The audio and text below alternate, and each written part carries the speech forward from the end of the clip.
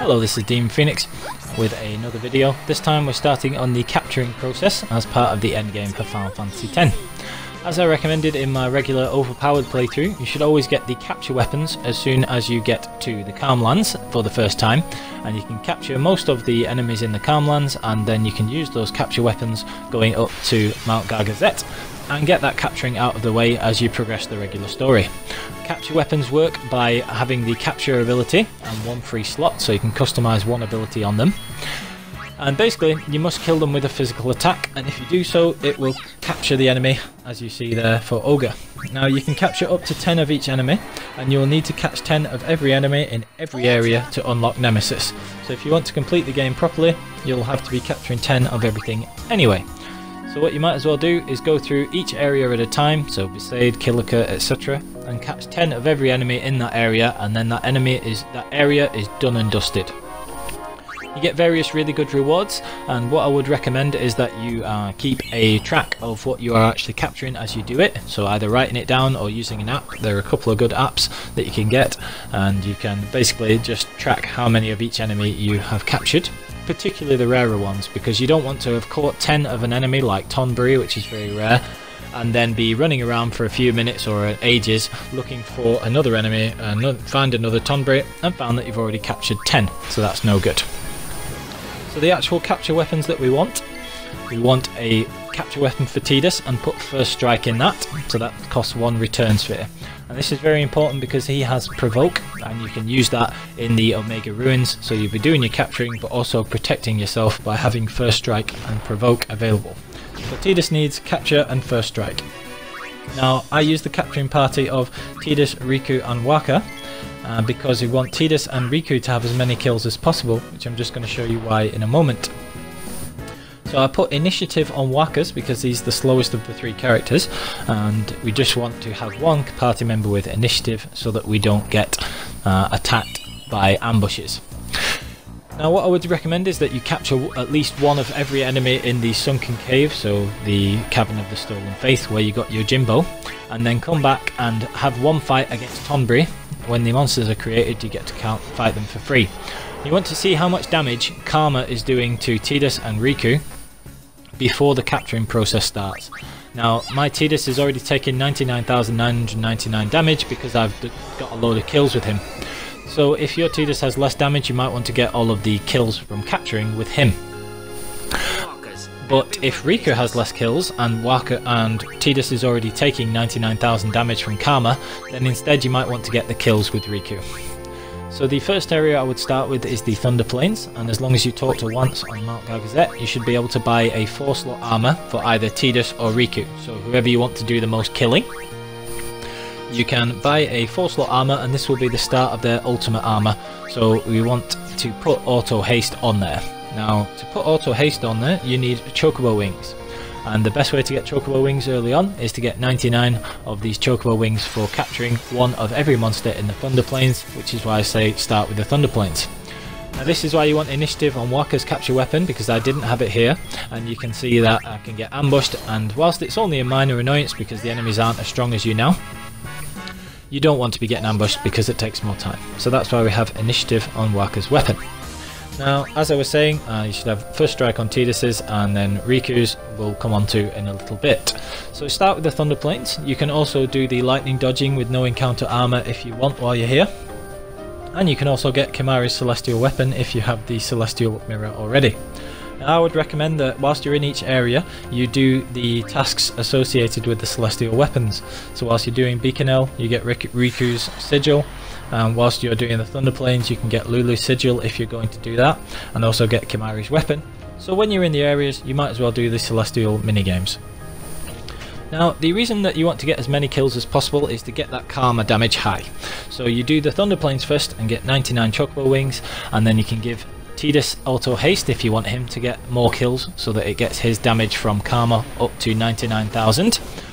Or, like in my game here, I already take 99k damage with Tidus from Karma, so I want Rikku to get all of the kills. So if I have her hasted, and then I have the other characters just sort of sitting there, she will get more turns than them because she's a quick character anyway, and she has high agility, and you'll see here. what I've done is I've actually gone with the SOS haste route. So I've deliberately knocked out Rikku in the fight before this one, so she automatically comes back with 1 HP, and she is already in SOS haste.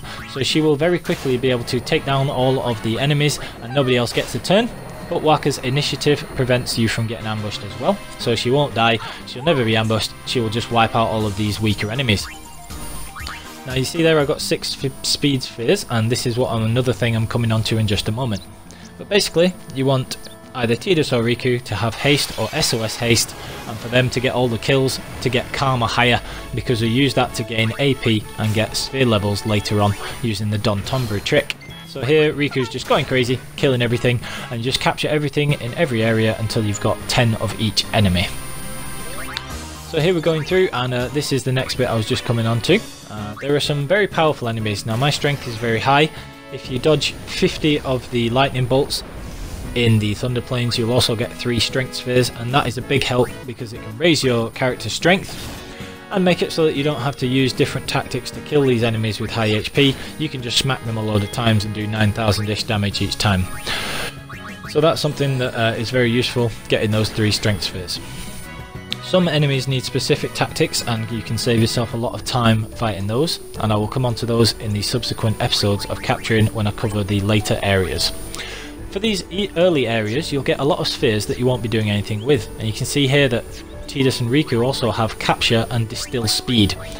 Now the reason I do this is because you can get distill speed and distill mana, and when you're killing all of these early enemies you can use these extra spheres to raise Anima's stats, and there's a very specific reason to do this. Now you might think this is a waste of time, but if you think about it, you're not doing anything different. You're going to be killing all of these enemies anyway, and they don't have anything good to mug from them. So you might as well kill them with Distill Speed or Distill Mana capture weapons and get these extra Mana Spheres and Speed Spheres and use them to raise Anima's stats. Now the stats that we want to raise for Anima are Magic Points and Agility in particular. And the reason for this is there is a better way of killing Jumbo Flan, which is for maxing your magic stat, and there's a much quicker way of killing it if Anima has enough Magic Points and high enough Agility. So basically, although we have the specific capture weapons which we need specific abilities like Tidus's First Strike for later areas, what you want to do first is use Distill Speed and Distill Mana capture weapons and just get a bunch of these spheres and raise Anima's stats permanently. It is easier to do while Yuna has low stats, so because we're stopping using Yuna, just save up her sphere levels and not do anything with that. And as you'll see, I'll get Anima, and she starts off with, in my game, 134 MP and 30 agility. So you can very quickly use these extra speed spheres and mana spheres to raise her stats. So you see here, 134 magic points, and we very quickly raise it by almost 50 magic points and by a bunch of agility as well. So basically, if you're killing these easy enemies in Besaid, Kilika and all of these, you might as well use these spheres to boost Anima's magic points and agility, and you'll need to boost the MP by a couple of hundred, and then everything you get for agility and for any magic that you increase after that is just a bonus. So as you can see, very quickly raise her stats, and that will make Jumbo Flan a lot easier. Now that is purely optional, so you can just stick with the regular capture weapons and use those instead, but in my opinion you might as well do it. So I will do a post about this and link it in the description just to give a better it's easier to understand in writing. So if you're doing this, you put the mana spheres and speed spheres at the top of your item inventory, manually move them there, so that it's easier to actually quickly check how many you've got whilst you're doing this capturing. And you can see there that Anima already has an extra 45 agility and a couple of hundred magic points, and that will be easy enough to raise her stats enough to be able to use this quick method of killing Jumbo Flan. So for the basic areas, you want to capture 10 of everything in every area. Besaid and Kilika are extremely easy, and so are the Mi'ian High Road and those kind of things.